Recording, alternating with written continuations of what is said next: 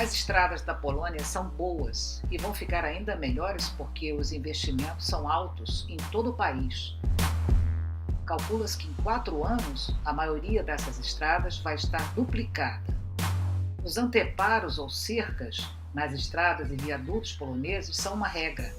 Evitam pessoas e animais atropelados e o barulho dos veículos aos vizinhos. Nosso destino agora é a cidade de Poznan, ou Poznania em português. Poznan é cortada pelos trilhos do transporte público. O tram ou trem atravessa toda a cidade. Surge até em recantos estreitos. E nos espaços mais amplos. Poznan é uma das cidades mais antigas da Polônia. Foi invadida pelo exército russo, fez parte da Prússia, começou a se desenvolver e muito com a revolta da Grande Polônia.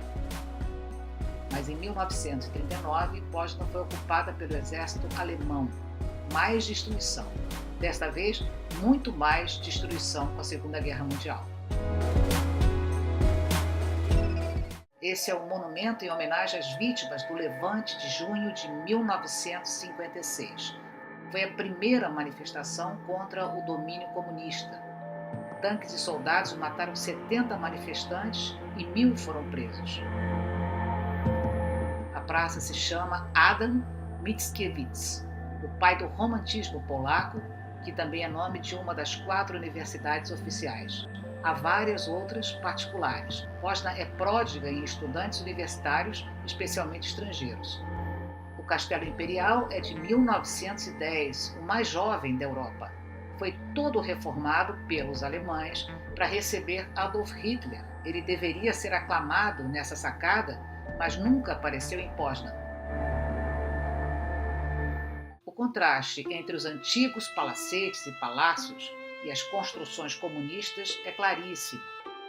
Por ironia, na Polônia, grandes prédios comunistas foram ocupados por grandes empresas capitalistas. Em Varsóvia, num dos prédios, uma das lojas vende carros Ferrari. São cerca de 550.000 habitantes que têm a fama de fazer tudo muito bem feito, do começo ao fim. Esse mapa na parede do Museu de Arqueologia mostra bem o todo. Na esquerda, a ilha da Catedral, na parte direita, a Cidade Velha.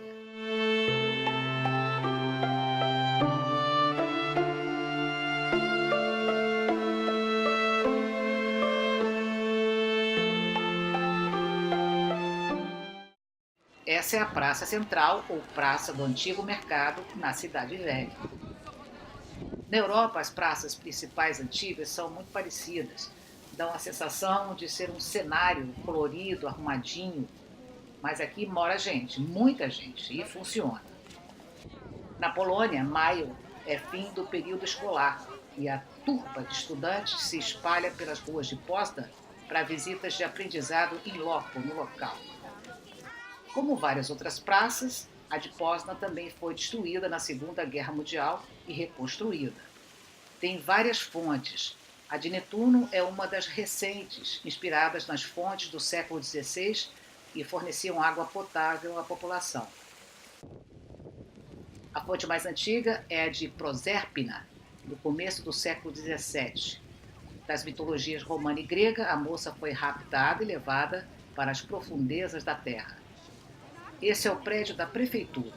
Foi construído no século XVI, no estilo renascentista, pelo arquiteto italiano Giovanni Battista.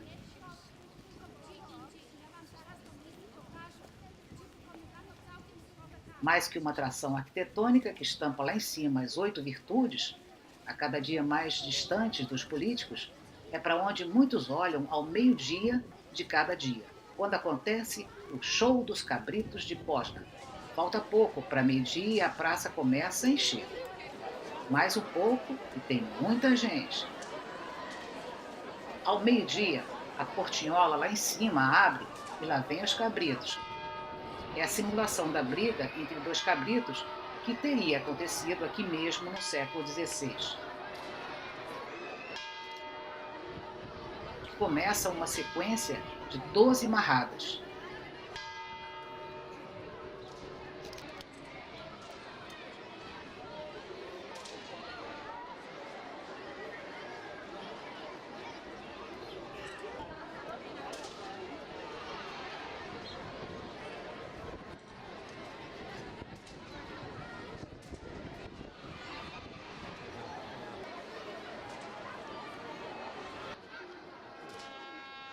O corneteiro avisa o final do espetáculo marrento.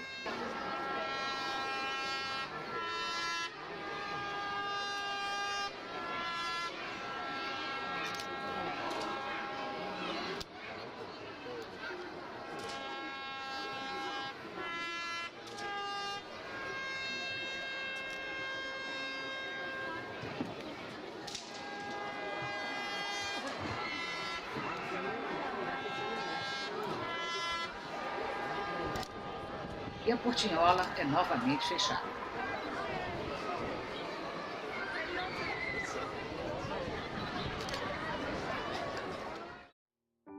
Contam as boas e más línguas da história que em 1536, para comemorar a instalação do grande relógio na torre, o cozinheiro do banquete se distraiu com a algazarra na praça e deixou esturricar o assado, pernil de veado. Diante do caos, correu para comprar 2 cabritos, mas os bichos reagiram e a briga dos 3 acabou divertindo o alcaide, o anfitrião da festa, e os convidados. O cozinheiro foi perdoado e assim teria nascido a ideia desse mecanismo que até hoje anuncia que é meio-dia. Paulina, nossa guia local, conta outra versão da lenda. Na minha versão, ela diz, no século XVI, uma mãe deu ao filho 2 cabritos para vender na praça do mercado. Mas como o menino não tinha mais que 10 anos de idade, quando chegou à praça descobriu tantas coisas mais bonitas que esqueceu dos cabritos e passeou pela praça. Os cabritos livres também começaram a passear pela praça até que chegaram à porta da Câmara, onde havia um acontecimento histórico, e começaram a brigar. As pessoas gostaram tanto, acharam tanta graça, que decidiram fazer o mecanismo dos cabritos abrigar. Desde a década de 60 do século XVI, Poznan tem os cabritos. Outro símbolo de Poznan é Bamberka. A guia explica que o nome vem de Bamberg, um povo do sul da Alemanha que chegou a Poznan no início do século XVIII. Bamberka significa chica de Bamberg. Bamberg es un pueblo en el sur de Alemania. Gente de aquella zona vinieron a Poznań en los inicios del siglo XVIII. Muita gente morreu nas guerras do século XVII e faltavam pessoas para trabalhar nos campos. Os chegados receberam terras, madeira para construir casas e as primeiras gerações ficaram livres do pagamento de impostos. Conta a guia que a geração atual se autodenomina polacos de Bamberg. Na época da chegada dos imigrantes convidados, Poznan tinha 8.000 habitantes. Chegaram 100 famílias de Bamberg, mais ou menos 1.000 pessoas.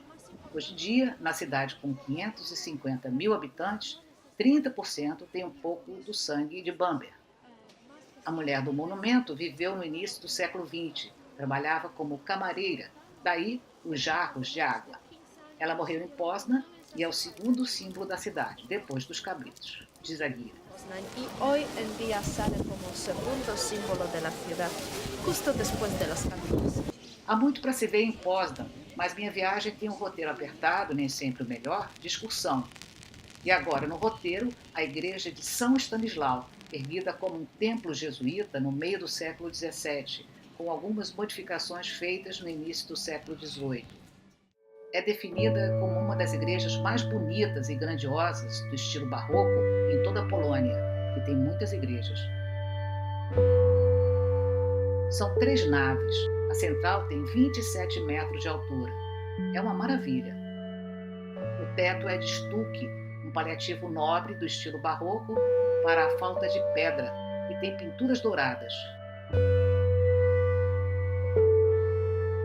Foi justamente aqui em Poznan que a Polônia teria começado a aderir à fé cristã. As janelas são de cristal. Não há 1 centímetro quadrado sem decoração. Essa igreja é quase toda original.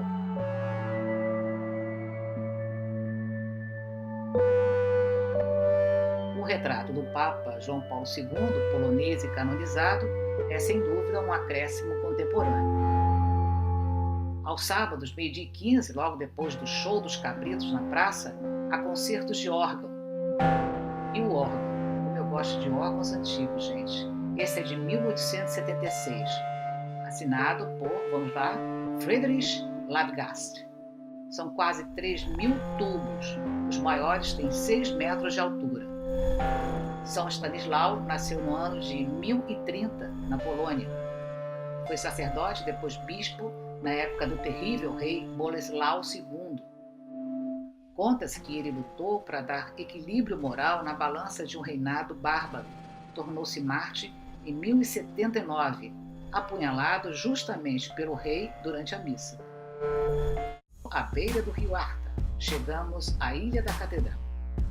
Em primeiro plano, a Igreja da Virgem, lá atrás, a Catedral. Diante da gravura, a guia explica como eram as construções nessa área e o que aconteceu ao longo dos anos. Essa maquete mostra a Igreja da Virgem e vamos virando, até conseguirmos emparelhar com a grande catedral. Perto, um monumento com a estátua do Papa João Paulo II, um local de orações, até porque o Papa polonês se tornou santo em abril de 2014. O Papa ajudou muito na queda do comunismo.